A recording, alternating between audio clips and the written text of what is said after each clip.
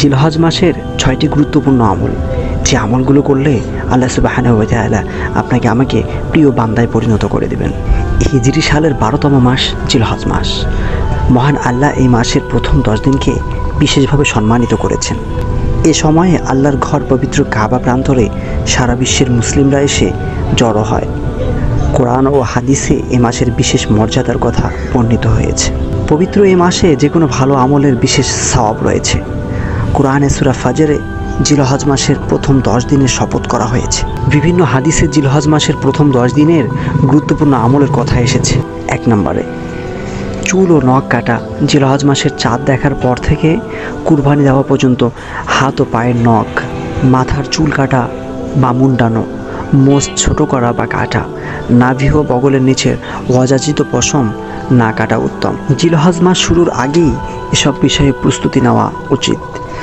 উম্মে সালামা রাদিয়াল্লাহু তাআলা আনহা বর্ণিত আছে, রাসূল সাল্লাল্লাহু আলাইহি ওয়াসাল্লাম বলেছেন, তোমরা জিলহজ মাসের নতুন চাঁদ দেখলে এবং তোমাদের কেউ কুরবানির ইচ্ছা করলে সে যেন নিজের চুল ও নখের কোনো কিছুই না কাটে।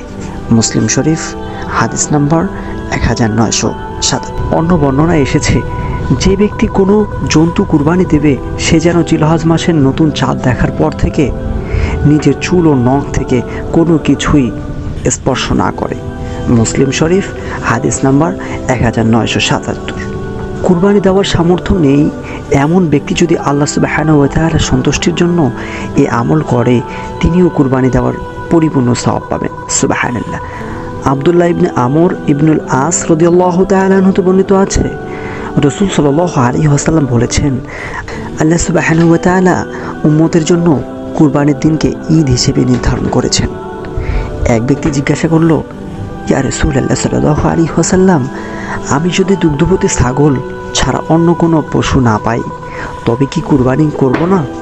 তিনি বললেন, না, কুরবানি করবে না, বরং তুমি ঈদের দিন কুরবানির পর তোমার চুল ও নখ কাটবে, গোঁফ ছোট করবে, নাভির নিচের লোম কাটবে। এটাই আল্লাহ সুবহানাহু ওয়া তাআলার দরবারে পরিপূর্ণ কুরবানির সওয়াব তোমার আমলনামায় লিপিবদ্ধ করা হবে। আবু দাউদ, হাদিস নাম্বার 2789। আমরা জিলহজ মাসে দ্বিতীয় যে আমল করার চেষ্টা করব, জিলহজ মাসের প্রথম 9 দিন রোজা রাখা সুন্নাত। এসব দিনে রোজার বিশেষ ফজিলত বর্ণিত হয়েছে। হাফসা রাদিয়াল্লাহু তাআলা আনহা বর্ণনা করেছেন, 4টি আমল নবী করিম সাল্লাল্লাহু আলাইহি ওয়াসাল্লাম কখনো ছাড়তেন না। আশুরার রোজা, জিলহজের প্রথম দশকের রোজা, প্রতি মাসে 3 দিনের রোজা এবং ফজরের আগে 2 রাকাত সুন্নাত। সুনানে নাসাই, হাদিস নাম্বার 2415। আর যে ব্যক্তি 9 জিলহজ তথা আরাফার দিন রোজা রাখবেন, সেই ব্যক্তির আগের ও পরের 1 বছরের গুনাহ আল্লাহ সুবহানাহু ওয়া তাআলা মাফ করে দেবেন। সুবহানাল্লাহ। রাসূলুল্লাহ সাল্লাল্লাহু আলাইহি ওয়াসাল্লাম বলেছেন, আরাফার দিন 9 জিলহজ রোজার বিষয়ে আমি আল্লাহর কাছে আশাবাদী যে তিনি এর মাধ্যমে বিগত 1 বছর ও আগামী 1 বছরের গুনাহ মাফ করবেন। মুসলিম শরীফ, হাদিস নাম্বার 1162। আমরা জিলহজ মাসের চাঁদ ওঠার পরে তৃতীয় যে আমল করার চেষ্টা করব, জিলহজ মাসের প্রথম 10 দিন বেশি বেশি পরিমাণে জিকিরের কথা হাদিসে এসেছে। বিশেষত তাসবিহ, আল্লাহু আকবার, তাহমিদ, আলহামদুলিল্লাহ, তাহলিল, লা ইলাহা ইল্লাল্লাহ ও তাসবিহ সুবহানাল্লাহ পড়া সুন্নাত। ইবনে ওমর রাদিয়াল্লাহু তাআলা আনহু বর্ণিত আছে, রাসূলুল্লাহ সাল্লাল্লাহু আলাইহি ওয়াসাল্লাম বলেছেন, আল্লাহর কাছে কোনো দিবস ও তাতে আমল করা জিলহজ মাসের 10 দিনের চেয়ে অধিক প্রিয় মর্যাদাপূর্ণ নয়। অতএব তোমরা তাতে বেশি পরিমাণে লা ইলাহা ইল্লাল্লাহ, আল্লাহু আকবার ও আলহামদুলিল্লাহ পড়ো। মুসনাদে আহমেদ, হাদিস নাম্বার 5446। জিলহজ মাসের চাঁদ ওঠার পরে আমরা চতুর্থ যে আমলটি করার চেষ্টা করব, জিলহজ মাসের প্রথম দিন থেকে 13 তারিখ পর্যন্ত তাকবীর পাঠ করা। এটি সাধারণ আমল, তবে জিলহজ মাসের 9 তারিখ ফজরের নামাজ থেকে 13 তারিখ আসরের নামাজ পর্যন্ত মোট 30 ওয়াক্ত ফরজ নামাজের শেষে তাকবীর বলবে। এটাকে তাকবীরে তাশরিক বলা হয়। এ সম্পর্কে আল্লাহ তাআলা বলেন, তোমরা নির্দিষ্ট দিনগুলোতে আল্লাহকে স্মরণ করো। সূরা বাকারা আয়াত নাম্বার 203। ইবনে আব্বাস রাদিয়াল্লাহু তাআলা আনহু বলেছেন, এখানে নির্দিষ্ট দিন বলতে জিলহজ মাসের প্রথম 10 দিনের উদ্দেশ্য করা হয়েছে। ইবনে ওমর রাদিয়াল্লাহু তাআলা আনহু ও আবু হুরায়রা রাদিয়াল্লাহু তাআলা আনহু এই 10 দিন তাকবীর বলতে বলতে বাজারের দিকে যেতেন এবং তাদের তাকবীরের বিষয়ের সঙ্গে অন্যরাও তাকবীর বলতো। মুহাম্মদ বিন আলী রাদিয়াল্লাহু তাআলা আনহু নফল নামাজের পরও তাকবীর বলতেন। বুখারী শরীফ হাদিস নাম্বার 969।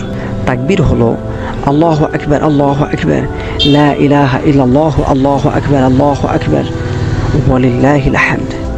দারুকুতনি হাদিস নাম্বার 1756। জিলহজ মাসে চাঁদ ওঠার পরে আমরা পঞ্চম যে আমলটি করার চেষ্টা করব। পবিত্র হজ ও উমরা জিলহজ মাসের অন্যতম আমল। নির্দিষ্ট পরিমাণে সম্পদ মালিক হলে জীবনে একবার হজ করা ফরজ। আবু হুরায়রা রাদিয়াল্লাহু তাআলা আনহু থেকে বর্ণিত আছে, রাসূলুল্লাহ সাল্লাল্লাহু আলাইহি ওয়াসাল্লাম বলেছেন, যে ব্যক্তি আল্লাহর জন্য হজ করে এবং তাতে অশালীনতা ও গুনাহ থেকে বিরত থাকে, সে হজ থেকে নবজাতক শিশুর মতো নিষ্পাপ হয়ে ফিরে আসে। বুখারী শরীফ হাদিস নাম্বার 1521। অন্য হাদিসে এসেছে, ইবনে মাসউদ রাদিয়াল্লাহু তাআলা আনহু থেকে বর্ণিত আছে, রাসূলুল্লাহ সাল্লাল্লাহু আলাইহি ওয়াসাল্লাম বলেছেন, তোমরা ধারাবাহিকভাবে হজ ও উমরা পালন করো, অর্থাৎ সঙ্গে সঙ্গে করো। তা এমনভাবে মুমিনের দরিদ্রতা ও পাপ মোচন করে। আর কবুল হজের প্রতিদান জান্নাত ছাড়া কিছুই নয়। তিরমিজি হাদিস নাম্বার 810। জিলহজ মাসের চাঁদ ওঠার পরে 6 নম্বর যে আমলটি করার চেষ্টা করব, জিলহজ মাসের বিশেষ আমল হলো কুরবানি করা। যতটুকু সম্পদ থাকলে যাকাত ওয়াজিব হয়ে যায়, ততটুকু সম্পদের জন্য কুরবানি ওয়াজিব হবে। জিলহজ মাসের 10ম দিন থেকে 13 তারিখ পর্যন্ত কুরবানি করা যাবে। এই সময় হাজিরা মিনা ও আশেপাশে প্রাঙ্গণে কুরবানি করেন। আল্লাহ সুবহানাহু ওয়া তাআলা বলেন, তুমি তোমার রবের জন্য নামাজ পড়ো এবং কুরবানি করো। সূরা কাউসার আয়াত নাম্বার 2। রাসূলুল্লাহ সাল্লাল্লাহু আলাইহি ওয়াসাল্লাম বলেছেন, যে ব্যক্তি সামর্থ্য থাকা সত্ত্বেও কুরবানি করলো না, সে যেন আমাদের ঈদগাহের কাছেও না আসে। বুখারী শরীফ হাদিস নাম্বার 6490। আল্লাহ তাআলা আমাদের সকলকে এই দিনগুলোতে বেশি বেশি আমল করা তৌফিক দান করুন। আমিন। আসসালামু আলাইকুম ওয়া রাহমাতুল্লাহি ওয়া বারাকাতুহু।